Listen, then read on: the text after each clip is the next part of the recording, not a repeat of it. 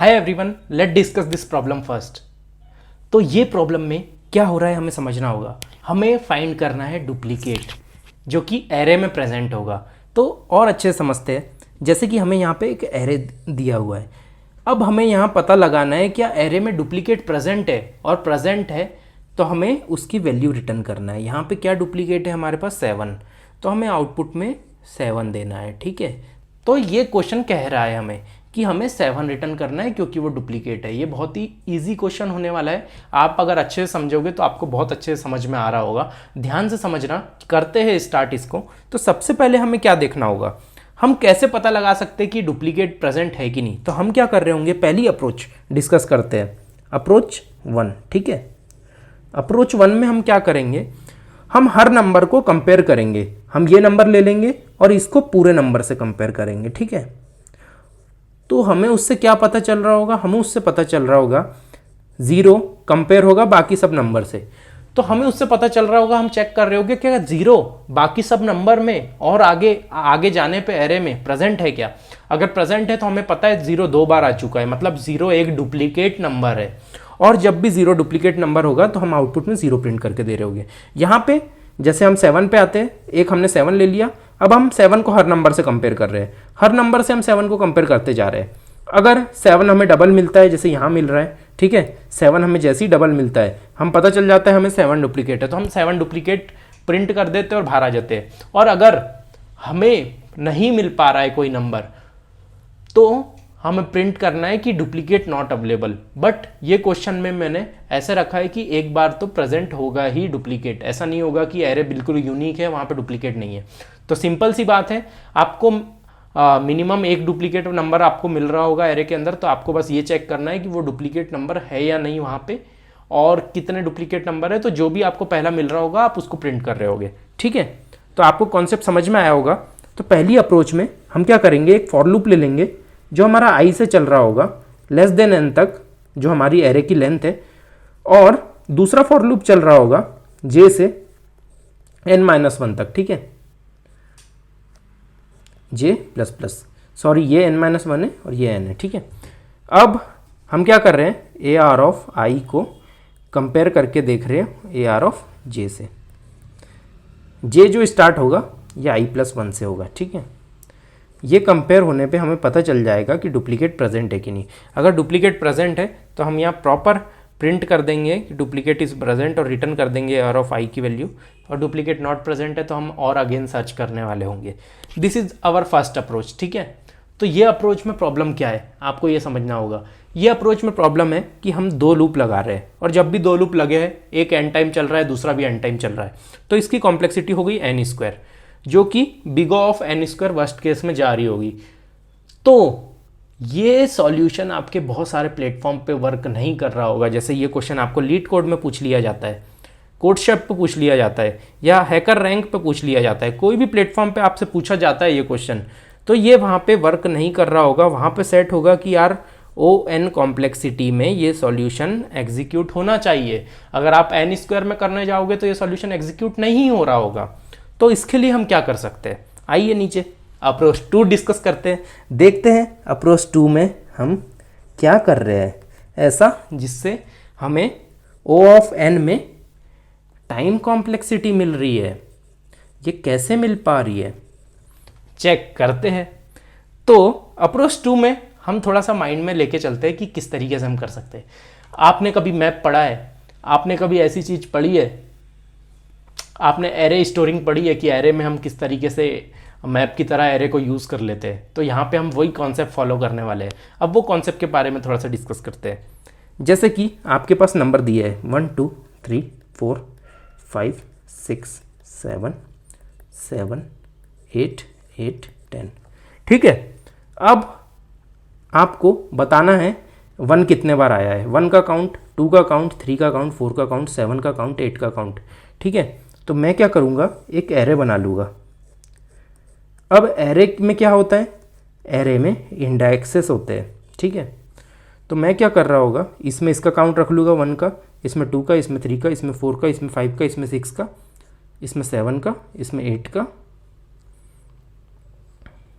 6 का, 7 का, 8 का, और 10 का, ठीक है, 9 का और 9 का हो जाएगा 0, 10 का हो जाएगा 1।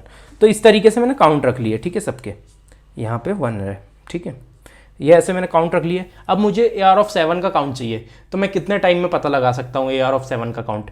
मैं सिंगल टाइम में O ऑफ 1 कॉम्प्लेक्सिटी में पता लगा सकता हूँ। मुझे क्या करना पड़ेगा, इसका नाम अगर AR ऑफ है तो मैं डायरेक्टली AR ऑफ 7 इंडेक्स पे देखूंगा वैल्यू क्या है, 2 है, तो हमें डायरेक्ट AR ऑफ 7 पे मिल गया कि 2 काउंट है हमारे 7 नंबर का।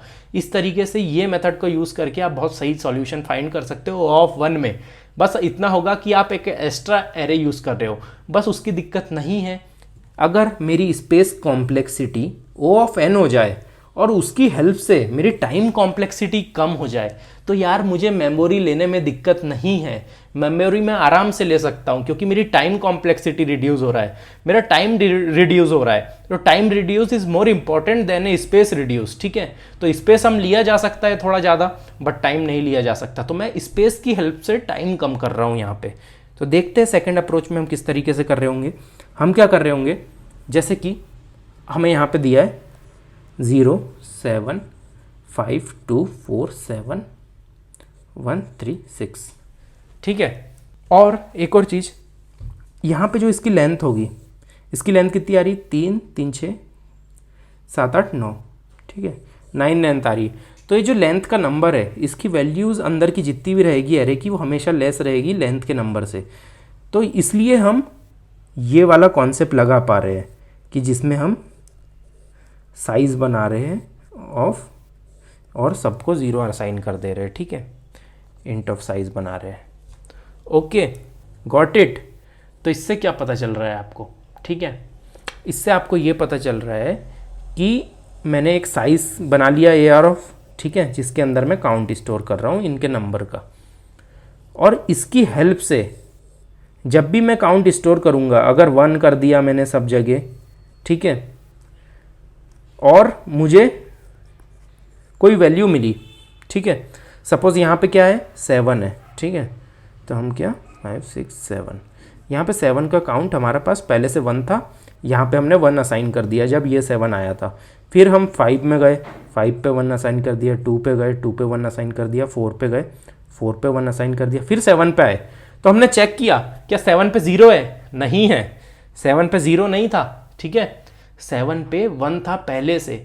तो हमें पता चल गया कि 7 पे डुप्लीकेट है, 7 एक डुप्लीकेट नंबर है, क्योंकि हमने पहले ही 7 को 1 इनिशलाइज कर दिया है, मतलब एक बार 7 पहले ही आ चुका है, 1 टाइम 7 इज ऑलरेडी प्रेजेंट। तो हमें ये एग्जैक्टली पता चल रहा है कि हमें 7 मिल चुका था पहले ही और ये एक डुप्लीकेट नंबर है। तो हम क्या 7 को डायरेक्टली प्रिंट कर देंगे और हमें हमारा डुप्लीकेट नंबर मिल गया होगा। और इसकी जो कॉम्प्लेक्सिटी है, time complexity O of n हो जाएगी, स्पेस कॉम्प्लेक्सिटी भी O ऑफ n हो जाएगी, जो कि एक बेहतर सॉल्यूशन, जो कि एक अच्छा सॉल्यूशन है। इसको हम इंप्लीमेंट करके देखने वाले हैं इस वीडियो में। तो चलिए इंप्लीमेंट करते हैं, इंप्लीमेंट करके देखते हैं किस तरीके से इंप्लीमेंट कर सकते हैं। तो जैसे कि आप यहाँ पे कोड में देख रहे हो, हमने क्या किया, हमने एक एरे बना लिया जिसमें ये डुप्लीकेट नंबर 7 है। उसके बाद क्या किया हमने उसका साइज़ निकाल लिया और पास कर दिया हमारे फंक्शन में, जो कि हमने एक फंक्शन बनाया मिसिंग नंबर ढूंढने के लिए और डुप्लीकेट नंबर ढूंढने के लिए, ठीक है। तो यहाँ पे हमने क्या किया, यहाँ पे देख लो, हमने ये एरे बना दिया है बुलियन। इसमें क्या पता चल रहा है आपको, 0 और 1 स्टोर कर रहे हैं। 1 का मतलब ये है कि एलिमेंट प्रेजेंट है और 0 का मतलब ये है कि एलिमेंट फर्स्ट टाइम आ रहा है हमारे पास, ठीक है। तो हमने बना लिया साइज़ का और उसके बाद हम यहाँ पे चेक कर रहे हैं क्या AR ऑफ इंडेक्स पे 0 है क्या, मतलब अगर वो एलिमेंट प्रेजेंट नहीं है तो उसको 1 कर दो, मतलब एलिमेंट प्रेजेंट है, ठीक है। तो हमने इसको 1 कर दिया। फिर जब नेक्स्ट टाइम आ रहा है तो हम चेक कर रहे हैं कि 0 है क्या, 0 है मतलब डुप्लीकेट नहीं है, ये फर्स्ट टाइम आया है, और 0 नहीं है तो मतलब ब्रेक कर दो और उसका हमें वैल्यू प्रिंट करके दे दो। वही हमारा डुप्लीकेट एलिमेंट है जिसमें वैल्यू 0 नहीं है हमारे पास और वो डबल आ चुका है, तो मतलब वहाँ पे वैल्यू 1 होगी, इसके कारण वो डबल आ गया है। जैसे कि आप यहाँ पे देख रहे हो, हमने 7 पे जब 7 आया होगा ये वाला, तो हमने वैल्यू असाइन कर दी होगी उसमें 1। फिर ये डबल जब 7 आया तो हम डायरेक्टली ब्रेक करके बाहर आ गए और हमने प्रिंट कर दिया कि 7 तो भाई डुप्लीकेट नंबर है, जैसे कि आप यहाँ आउटपुट में देख रहे हो 7। तो इस तरीके से आप ये क्वेश्चन को सॉल्व कर रहे होंगे। अगर आपको जो भी डाउट होगा तो आप कमेंट सेक्शन में लिख सकते हो, और वीडियो अच्छा लगा होगा तो वीडियो को लाइक जरूर करना, आपका लाइक बहुत ज़्यादा इंपॉर्टेंट है, और चैनल को सब्सक्राइब कर देना अगर अच्छा लगा हो तो। ठीक है, मिलते हैं न्यू वीडियो के साथ, तब तक के लिए ओके बाय।